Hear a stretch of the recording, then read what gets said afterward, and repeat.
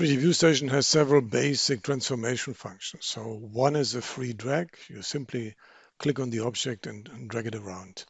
The other one is moving along an axis, so X, Y, Z, or you activate a coordinate system before to determine a direction, or rotating around certain axes. And we also have explosion functions. So to do an explode along a predefined axis in that case could be also spherical. And you can also explode just a selection and not only the complete assembly, which you have on screen. Another basic one is a mirroring. So first we have to define a mirror plane. Then we select an object which we like to mirror.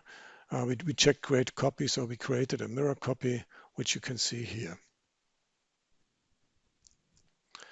One nice transformation is plane to plane, so very simple, very straightforward. Select first plane, second plane, and then one object will be moved accordingly.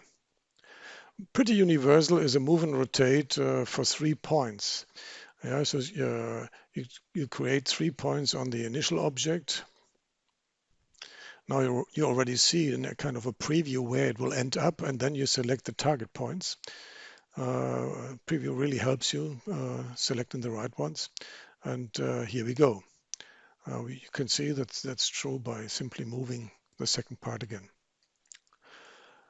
There might be more complex situations. So like in this case, first of all, let's move and rotate by using the axis method, the first part on the second. Now it's a little bit, let's say, pre-positioned, but how to rotate it around a certain axis. So we have to define a boundary condition and say this axis should be fixed now.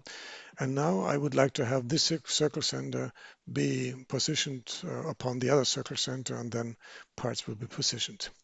Very easy for similar parts is a best fit function, which works completely automatically. So you can see that again by moving the second part.